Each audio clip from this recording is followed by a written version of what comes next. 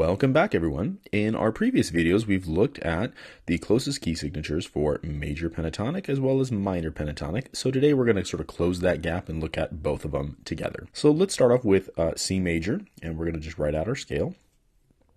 And so our C major scale is going to look something like this. World's most popular scale. And we also know that we can eliminate scale degree 4 and 7, and that would give us our C major pentatonic, which would look like this. Let's just label these. So this is just our C major, and here this is going to be C major pentatonic, and I'll just label it like that. One of the kind of key questions that we asked is, well, what key signatures can we use this in?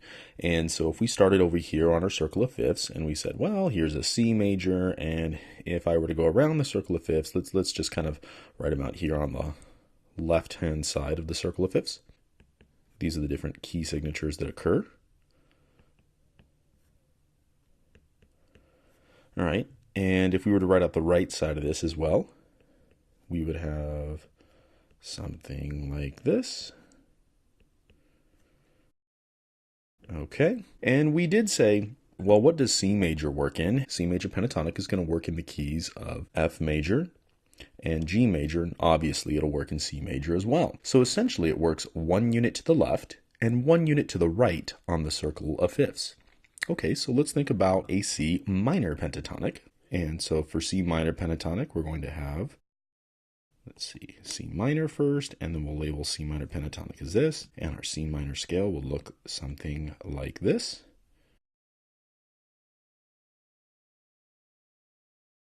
All right, and then for our C minor pentatonic, we're going to eliminate scale degrees 2 and 6. Okay, so we're going to get rid of this one and this one. So that altogether is going to give us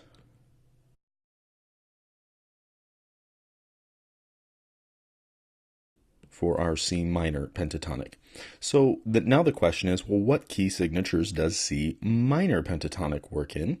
And it turns out, so if I call this C minor, that C minor will actually just work something like that. It does exactly the same pattern as before, which is very curious, very interesting indeed. And the reason why is because if I look at the circle of fifths, and if I think about this right-hand side, this is +5 scale degrees. And if I think about this left-hand side, this is -5 scale degrees. Negative meaning we're going down, positive meaning we're going up. So why is it that this works, though? And the reason why here is because in both C major and C minor, we have, here's 4 and 5, and if I think about C minor, here's 4 and 5, and you'll notice that the 4th and 5th degrees do not change whether it's C major or C minor.